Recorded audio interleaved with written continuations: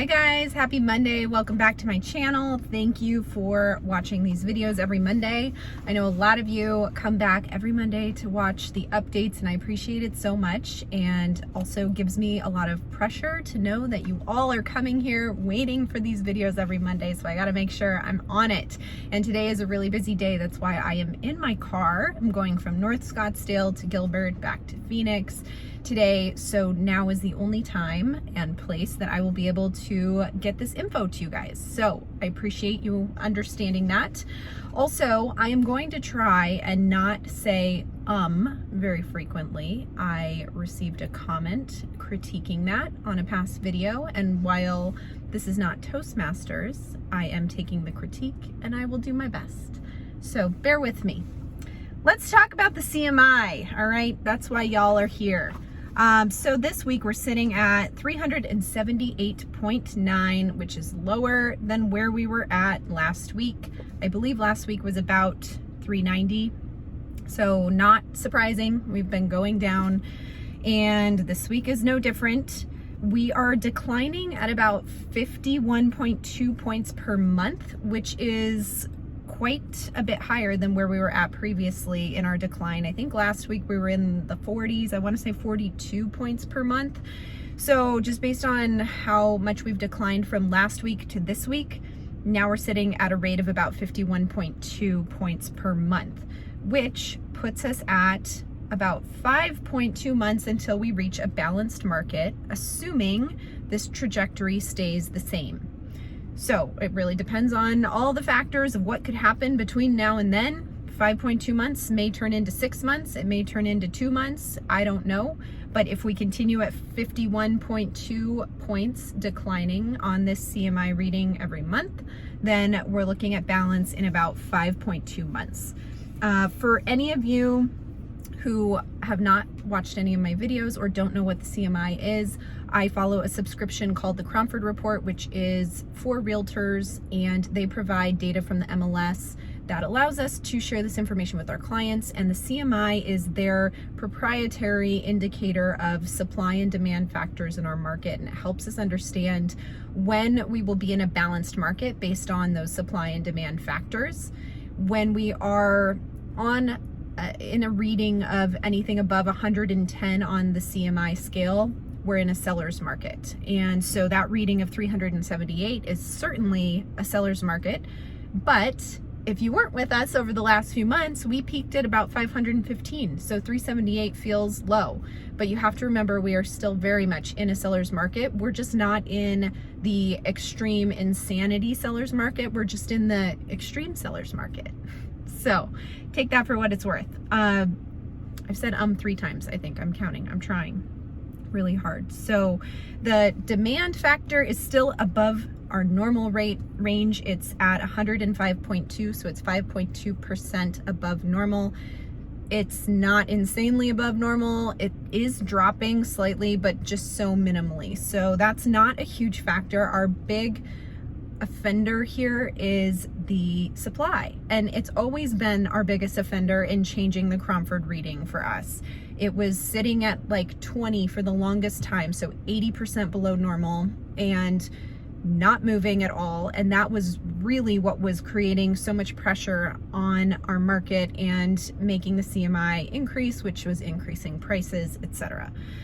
So now it sits at 27.8, so we're about 72% below normal, which is much higher than 80%, so that's good. So our supply has really been increasing, and I think last week we were at like 25 or 26, so that's a good sign. We are really seeing supply increase, which is really nice for buyers to get a few more options. It also will allow buyers to have maybe a little bit less competition and maybe a little bit easier to get into a house. But again, we're not in insane frenzy, we're just in frenzy, or however you want to describe it. So seller's market for sure. But you came here because I told you I was going to tell you what cities could possibly be in balance within the year 2021, and here they are. Anthem is still our #1 city that is moving towards balance quicker than any other city. Right now, they're projected to hit balance in 6.5 weeks if they continue dropping as quickly as they drop, as they are dropping. I don't know if that made sense.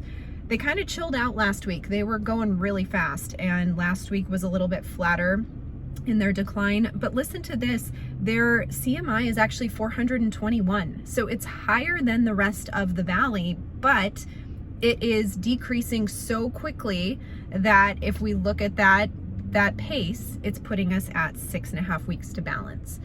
So it's interesting to know what these CMI ranges are and then how quickly they're going towards balance, because it's a matter of how quickly that CMI is dropping week over week. Second city, Avondale, we're sitting at about 8.5 weeks until balance for them. Their CMI is 522. Fountain Hills, 9 weeks until balance. That CMI is 442. Queen Creek, about 10 weeks, 298 is their CMI. Levine is sitting at 243, and Tempe is sitting at 261. And I apologize, I don't have the calculation of how quickly those two would hit balance if they continued. Clearly, Levine and Tempe have the lowest CMIs in the 200s, along with Queen Creek, who has a CMI of 298, so barely in there. But those are the three lowest and also dropping the quickest. And so there you go. Those are the cities that are most likely to hit balance within the year of 2021 if everything continues as it is currently. Tons of things could change, keep that in mind. Things could slow down, things could speed up. I don't know, but if things don't change from now until the end of the year, we may be seeing more balance for those cities. I also wanted to talk about another big change that we've seen, and I haven't talked about this in a while, is the number of, or the percentage of listings that are selling over the asking price, which has increased and increased and increased, as well as the dollar amount over asking price that these homes are closing at. And we've finally seen that tick down a little bit. So right now we have 59% of listings are closing over the asking price. That's down so slightly. I think it was maybe 60% or 61. So, you know, not a huge change, but still, it's the first time we've seen that go down in a while. So that says something. Additionally, our average, or I think it was the median amount over the asking price throughout the valley that homes are closing at is about $20,000 over the list price. That's median. Now it's sitting at $17,000. So again, very minimal, still a lot of money over the asking price, but that is less than $20,000, which is what it was just a few weeks ago. So again, another indicator that things are weakening on the seller's market.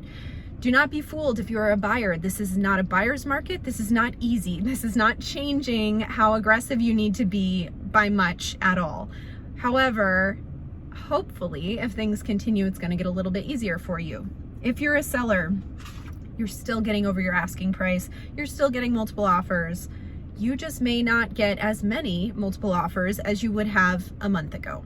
So it's still a great time to sell. You're still getting a lot, but we need to keep an eye on what's happening here, because it could get to a point where you'll still sell your house, but it might take 3 months. It might be a little bit more of a balanced market versus having all the advantage on the seller side. So that's it. That's all I have for you guys today.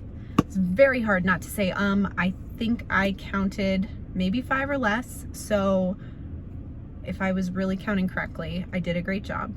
But comment below, let me know how I did with my ums. Ask me any questions, reach out to me by call, text, or email if you have any questions about buying or selling real estate. You can also grab a time to chat with me. I have a link there to schedule that on my calendar if that's easy for you, whatever you'd like to do.